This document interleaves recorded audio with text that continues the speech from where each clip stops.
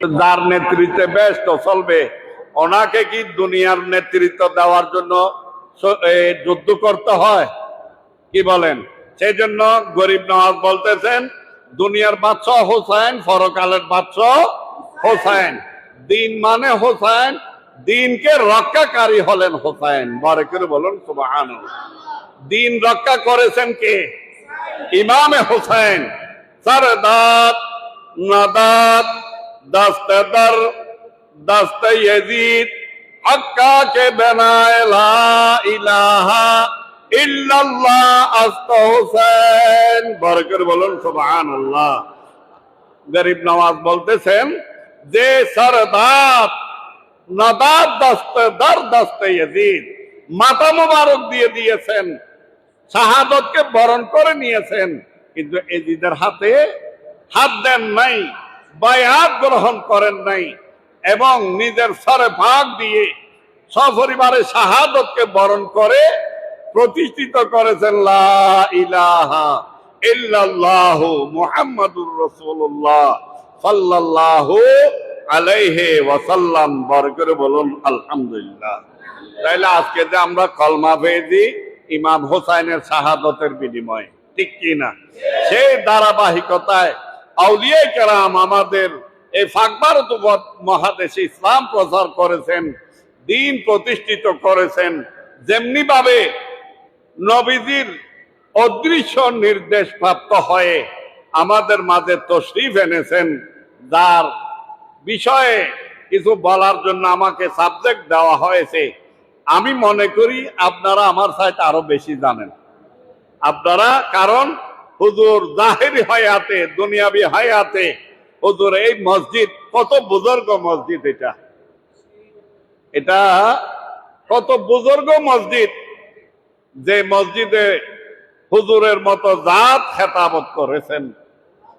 এই এলাকার মানুষ ভাগ্যবান, আওলাদ রাসূল এই এলাকার মানুষকে মোহাব্বত করেছেন, সুন্নি মুসলমানদেরকে ভালোবেসেছেন, নিজের কাছে টেনে এনেছেন এবং অহরহ হেদায়েতের বাণী শোনাতেন। ইনি আল্লামা সৈয়দ আবেদ শাহ মুজাদ্দিদি আল মাদানী রহমতুল্লাহ আলাইহ। বড় করে বলুন আলহামদুলিল্লাহ। তো হুজুর এই দেশে এসেছেন, আপনারা জানেন। হুজুরের বংশনামা হলো হুজুর বাবার দিক দিয়ে ইসলামের দ্বিতীয় খলিফা, আমিরুল মুমিনিন, খলিফাতুল মুসলিমিন হযরতে সাইয়েদনা ওমর ইবনুল খাত্তাব ফারুক আযম রাদিয়াল্লাহু তাআলা আনহুর বংশধর। ফারুক আযম রাদিয়াল্লাহু তাআলা আনহুর বংশধর, যে বংশে এসেছেন ইমামে রব্বানি, কাইয়ুমে জবানি, মুজাদ্দিদে আল-ফিসানি হযরতে শেখ আহমদ ফারুকি ফেরহিন্দি রহমতুল্লাহ আলাইহ। এই বংশে হুজুর আল্লামা সৈয়দ আবেদ শাহ মুজাদ্দিদি আল মাদানী রহমতুল্লাহ আলাইহ, অর্থাৎ কোরাইশ বংশ। ফারুক আজম কোন বংশ? কোরাইশ বংশ। আমার নবীও কোন বংশ? আবার নবীর সাথে নিসবত আওলাদ রাসূল মাতৃকুল দিক দিয়ে হযরতে সাইয়েদনা ইমামুল হুদা ইমামে হাসান মুজতাবা রাদিয়াল্লাহু তাআলা আনহুর বংশধর হুজুর আল্লামা সৈয়দ আবেদ শাহ মুজাদ্দিদি আল মাদানী রহমতুল্লাহ আলাইহ। তাই হুজুরের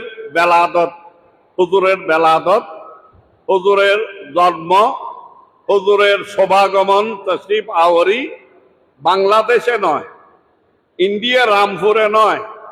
হুজুরের বেলাদত শরীফ কোথায়? মদিনায়ে তৈয়বা বলেন না, কোথায়? হুজুর মূলত অধিবাসী হলেন মদিনায়ে পাকের। হুজুর মূলত অধিবাসী হলেন মদিনায়ে পাকের। সেই জন্য হুজুরকে আল মাদানী বলা হয়, হুজুরকে মদিনা শরীফের নিসবতে সম্বোধন করা হয়। হুজুরের জন্ম, হুজুরের বেলাদত শরীফ মদিনা শরীফ। আপনারা অনেকেই যারা ভাগ্যবান হাজী সাহেবগণ আছেন, আপনারা অনেকেই দেখেছেন এই আল্লাহর প্রিয় রসুল রাহমাতুল্লিল আলামিন নবী সাল্লাল্লাহু আলাইহি ওয়াসাল্লামের রওজার পাশে যে বিশাল কবরস্থান মদিনা শরীফের কবরস্থান, যেটার নাম হলো জান্নাতুল বাকি। জান্নাতুল বাকি, এই জান্নাতুল বাকি নামক একটা মহল্লা, এখন এগুলা তো নাই, এখন এগুলা নাই। হেরেম শরীফ বড় করা হচ্ছে, প্রসারিত করা হচ্ছে, সেই জন্য আগের ঘর দুয়ার এগুলা সব কি করা হয়েছে, ভেঙে ফেলা হয়েছে। এই জান্নাতুল বাকি মহল্লার মধ্যে বুজুর্গ খানদানে, ওলি খানদানে, যে খানদানের মধ্যে ছিলেন যুগশ্রেষ্ঠ আলেমগণ, মুফতি, মুহাদ্দিস, ফকি, মুফাসসিরগণ, যার খানদান থেকে মদিনায় তৈয়বা মসজিদে নববী শরীফের ইমাম ছিল হুজুরের চাচাজান হযরতে আল্লামা ইব্রাহিম সাহাব রহমতুল্লাহ আলাইহ, যার নাম জীবনীতে আপনারা দেখবেন। উনি মসজিদে নববী শরীফের কি ছিলেন? ইমাম ছিলেন, মসজিদে নববী শরীফের ইমাম ছিলেন। তো যাক, হুজুর কেবলা আল্লামা আলে রসুল সৈয়দ আবেদ শাহ মুজাদ্দিদি আল মাদানী রহমতুল্লাহ আলাইহ জন্ম হলো, বেলাদত শরীফ হলো মদিনা শরীফে। কোথায়? মদিনা শরীফে। এবং হুজুর সেখানে নিজ জীবনের 28 বছর, হুজুরের বয়স যখন 28 বছর, 28 বছর পর্যন্ত হুজুর মদিনায় পাকে বড় বড় আলেমগণ, মুহাদ্দিসগণ, মুফতি, মুফাসসিরগণের কাছ থেকে ইলম অর্জন করেছেন। শরীয়তের জ্ঞান, জাহেরি ইলম নিজের বংশানুক্রমে পূর্বপুরুষগণের কাছ থেকে এবং মদিনায় তৈবার প্রসিদ্ধ মুফতি, মুহাদ্দিস, মুফাসসিরগণের কাছ থেকে হুজুর ইলম অর্জন করেছেন।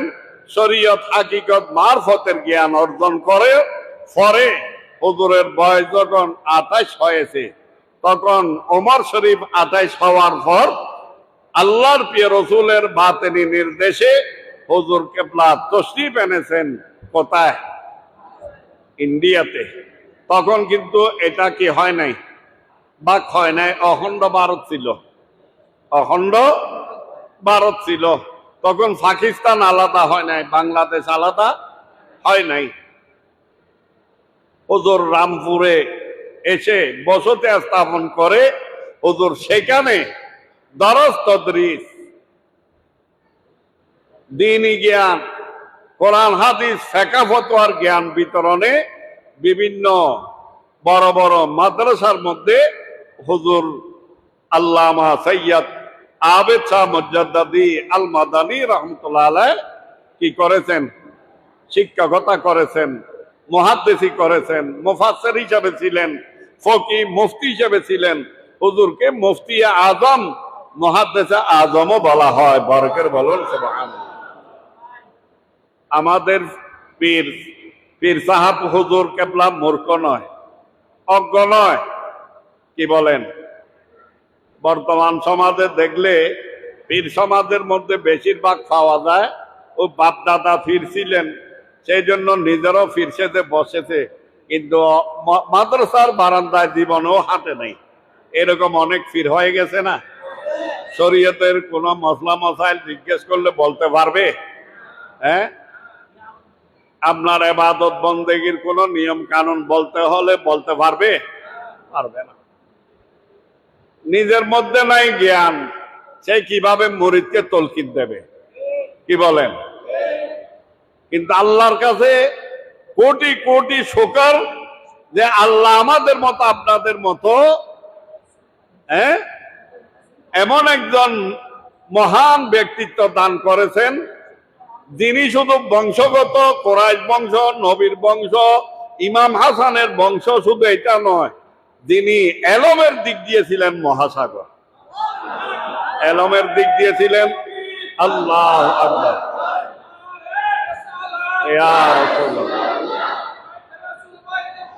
জিন্দাবাদ, জিন্দাবাদ, জিন্দাবাদ। আবেদ শাহ মুজাদ্দিদিন।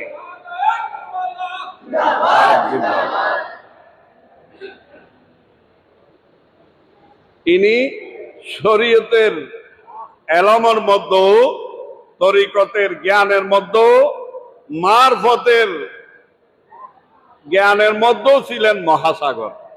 সেই জন্য হুজুরের হাজার হাজার ছাত্র মুহাদ্দিস ছিলেন, হুজুরের হাজার হাজার ছাত্র মুফতি ছিলেন, হুজুরের হাজার হাজার ছাত্র ফকি ছিলেন, হুজুরের হাজার হাজার ছাত্র মুফাসসির ছিলেন।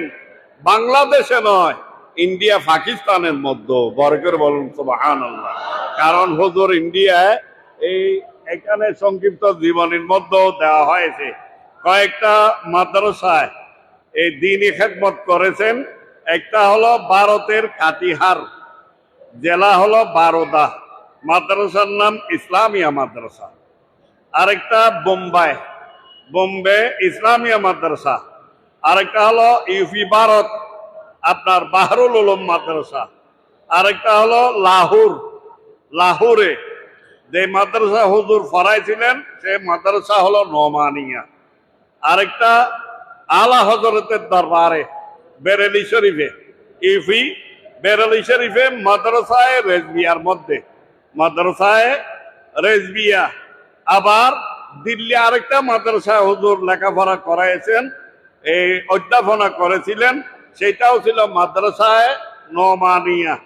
আরেকটা রামপুর, যে জায়গায় হুজুর তশরিফ এনেছিলেন, রামপুর বসতি স্থাপন করেছিলেন, সেই মাদ্রাসার নাম হলো মাদ্রাসায় মানজাউল উলুম রামপুর, মাদ্রাসায় মানজাউল উলুম রামপুর। এগুলা শুধু ইন্ডিয়া পাকিস্তান নিয়ে।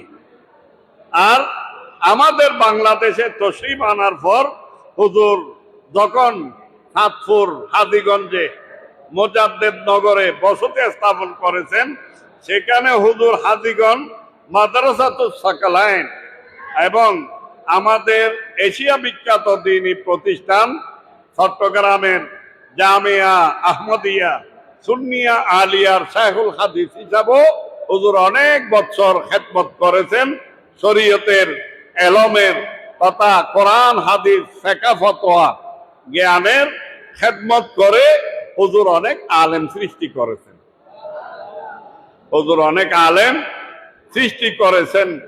সেই দ্বীনি খেদমত শুধু দরস তদরিসে ছিলেন না, শুধু লেখাপড়ার মধ্যে হুজুর কেবলা সীমাবদ্ধ ছিলেন না, উনি আবার ওয়াজ ও নসিহত, হুজুরের তকরির শুনেছেন।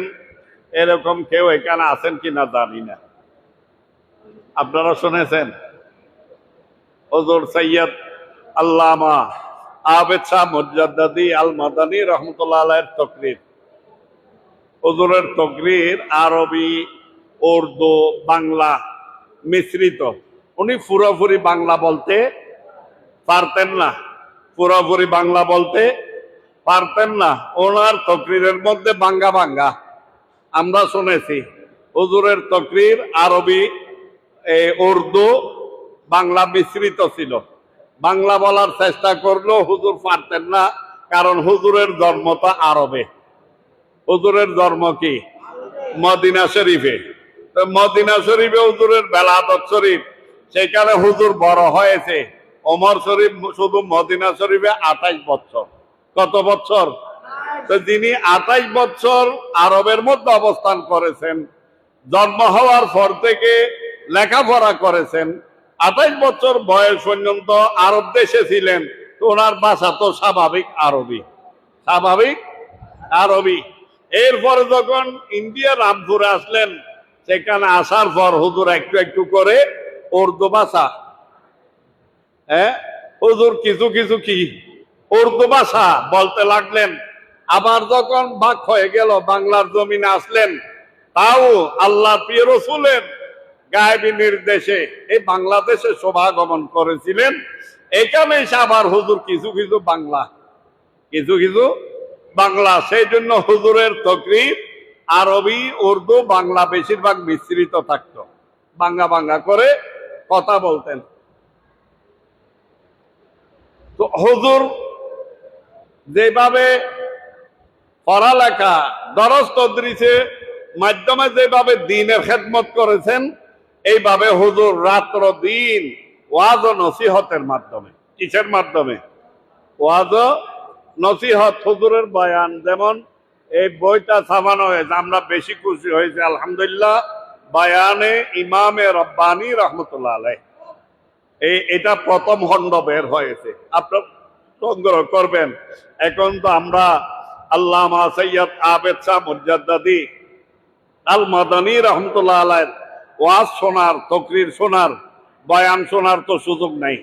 কি বলেন? হুজুর তো পর্দা করে গেছেন, তো হুজুরের বয়ান সামনাসামনি না শুনলেও হুজুরের বয়ান যে করে গেছেন, যে সমস্ত আলোচনা তকরির হুজুর করে গেছেন, ওয়াজ ও নসিহত, এই কয়েক খণ্ড বের হবে আলহামদুলিল্লাহ। প্রথম খণ্ড বের হয়েছে হুজুর কেবলার যোগ্য সাহেবজাদা, হুজুর কেবলার যোগ্য সাহেবজাদা সাজ্জাদা নসীন, যা নসীন, গদ্দি নসীন, যিনি হুজুর কেবলার সমস্ত খেদমাতকে এখন আঞ্জাম দিয়ে যাচ্ছেন, হুজুর কেবলার স্বপ্নগুলো তিনি বাস্তবায়ন করে যাচ্ছেন। বর্তমান মুর্শিদ কেবলা পীর সাহেব হুজুর এর প্রচেষ্টায় এই বইটা বের হয়েছে, বায়ানে ইমামে রব্বানী, বায়ানে ইমামে রব্বানী। এটা পড়লে বুঝতে পারবেন আল্লামা সৈয়দ আবেদ শাহ মুজাদ্দিদি আল মাদানী কত ওসু মাফের ছিলেন, কত ওসু মাফের ছিলেন। ওনার তকরির, ওনার বয়ান পড়লে আপনারা বুঝতে পারবেন হুজুরের কোরআন হাদিসে ফিকহ ফতোয়ায় দখল কতটুক ছিল। আসলে হুজুরের কারামতের আলোচনার কত বলা হয়েছে, আমি তো বলবো হুজুরের কারামত মানে হুজুরের গোটা জাতে পাক। বড় করে বলুন না সুবহানাল্লাহ। হুজুর শুধু ওয়াজ ও নসিহত করেছেন তাই নয়, বয়ান ও তাকরীর দিন রাত করেছেন তাই নয়, গ্রামে গঞ্জে, ডিস্ট্রিক্ট থেকে ডিস্ট্রিক্টে, ইন্ডিয়া পাকিস্তান বাংলাদেশের জমিনে তাই নয়, বরং হুজুরের মোনাজারা, হুজুরের মুবাহাসা, এই কত মোনাজারা হুজুর করেছেন ইসলাম বিকৃতিকারীদের হাত থেকে ইসলামকে রক্ষা করার জন্য। শুধু এজিদি মুসলমানদের বিরুদ্ধে হুজুর জেহাদ করেছেন, মোনাজারা করেছেন, মুবাহাসা করেছেন, তাদেরকে পরাস্ত করেছিলেন। শুধু তাই নয়, হুজুরের সাথে মোনাজারা খ্রিস্টানদের সাথেও হয়েছে। এগুলো আপনারা জীবনীতে দেখবেন। খ্রিস্টানদের সাথেও হয়েছে। এই দিদি মুসলমান, তারা তো মানুষ খুন করতে পারে, পারে কি পারে না? এই দিদি মুসলমানদের সেওয়া হলো মানুষ কি করা, খুন করা। তাই এই দিদি অনুসারীরা দেখবেন আমাদের দেশে এই আমাদের আল্লামা ফারুকীকে জবে করে নাই, এই কিছুদিন আগে আমাদের মৌলানা রইসুদ্দিনকে মারে নাই, দুনিয়ার থেকে শেষ করে দিয়েছে, ঠিক কিনা? এদিকে ইসলামের কথা বলে, ইসলামের ঠিকাদারি নিয়ে ধর্মের ব্যবসা করে, রক কাটে কিনা? রক কাটে না? মানুষ জবে করে না? মানুষ খুন করে না? করে। কারণ এদের ইসলামে এটা কি আছে? হালাল, জায়েজ। কারণ এদের ইসলাম হলো এজিদ ইসলাম। কোন ইসলাম? এজিদ ইসলাম। খেয়াল রাখবেন। মাঝখানে আমি আরেকটা কথা বলে যাই, মাঝখানে আরেকটা কথা বলতেছি। অনেকে আমাদের দেশে বলে, দেশে নামাজ পড়ে, জামাত পড়ে, একেবারে সেকেলে সুরতে আবা কাবা পোশাক আশাকে যেন লাগে এখনই আসমান থেকে একেবারে তাজা ফেরেশতা জমিনে নামছে, ঠিক কি না? তাই আমাদের দেশে অনেকে বলে কোরআন এক, আল্লাহ এক, হাদিস এক, কাবা এক। এখানে আবার এত দলাদলি, মুসলমানের মধ্যে এত ফেরকাবন্দি কেন? বলে কি বলে না? বলে। এবং অনেক সময় হুজুরদেরকেও দায়ী করে। এগুলা সব কারা করেছে? হুজুররা করছে, ঠিক কিনা? বলে কি বলে না? কিন্তু এইগুলা বলার আগে দেখতে হবে নবীর হাদিস, এটা মাথার উপরে থাক। নবী যে বলেছেন উম্মতের মধ্যে 73 ফেরকা হবে, 72 ফেরকা জাহান্নামী, 1 ফেরকা জান্নাতি। এই হাদিসটা পরে বিশ্লেষণ করবেন।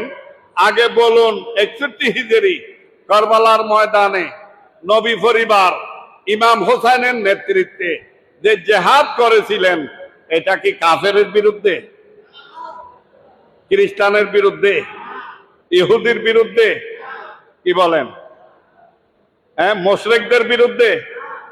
কাদের বিরুদ্ধে ছিল? মুসলমানের বিরুদ্ধে ছিল, ঠিক কি না?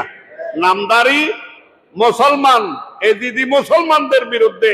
সেই জন্য কারবালার ইতিহাস যখন পড়বেন দেখবেন এজিদি তাবু, যে তাবুতে ছিল 22,000। কত হাজার ছিল? 22,000। এই 22,000-এর তাবুতে আজানও হয়েছে, একামতও হয়েছে, নামাজ জামাতও হয়েছে। হয়েছে কি হয় নাই? হয়েছে। এবং 22,000-এর মধ্যে আলেমও ছিল, মুফতি মুহাদ্দিস, স্বঘোষিত ক্ষতি সম্পন্ন মুফাসসিরে কোরআন ছিল, ঠিক কি না? এবং যে 22,000 এজিদের পক্ষ হয়ে নবী পরিবারের বিরুদ্ধে আসছিল, তারা নবী পরিবারকে আমাদের সাথে বেশি চিনত না? বেশি চিনত। ইমাম হোসেন সম্পর্কে তারা বেশি জানত। আমরা যতটুকু জানি তার সাথে তারা বেশি জানত, কারণ তারা তো সামনাসামনি দেখেছে নবী কিভাবে আদর করেছেন, নবী কিভাবে এই মোহাব্বত করেছেন, নবী কিভাবে লালন পালন করেছেন, নবী কিভাবে কুল মুবারক খান মুবারকে নিয়েছেন, নবী ইমাম হোসেন সম্পর্কে কি বলেছেন, এগুলো তারা আরো বেশি দেখেছে, ঠিক কি না? তাইলে ইমাম হোসেন সম্পর্কে, নবী পরিবার সম্পর্কে এই দিদিরা আরো বেশি জানতো না? আরো বেশি জানতো। তো জানা সত্ত্বেও নবী পরিবারের বিরুদ্ধে কেন আসছে?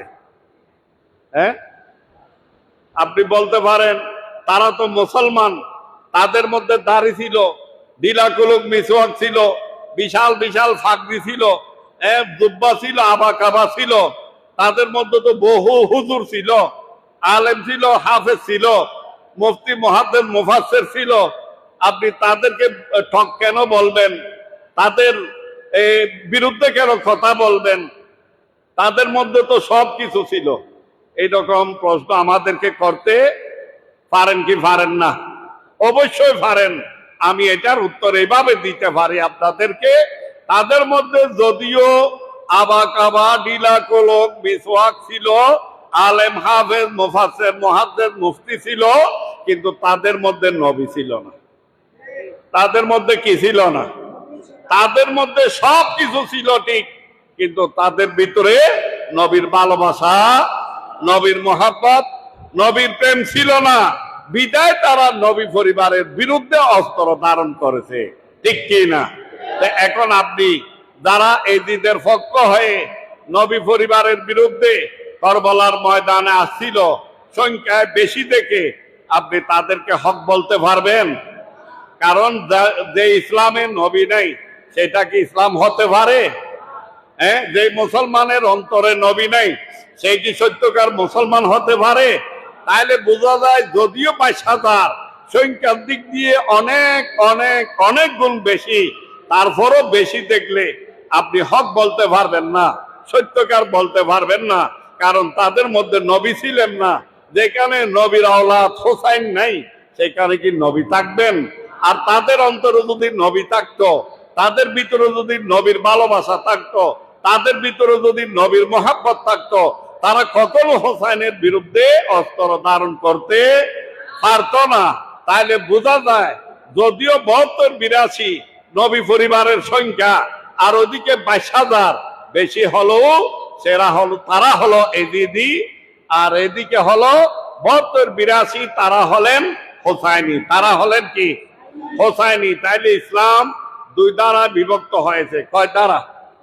দুই দ্বারা। একটা হলো এজিদি, একটা হলো হোসাইনি। একটা হলো কি? হোসাইনি। এজিদি দ্বারা আবার এটা যুগে যুগে কালে কালে আস্তে আস্তে বিভিন্ন নামে দলে বিভক্ত হয়ে 72 দল হবে। কত দল? 72 দল হবে। কেন? এজিদি দ্বারার মধ্যে দুনিয়ার বিষয় ছিল। কিসের বিষয়?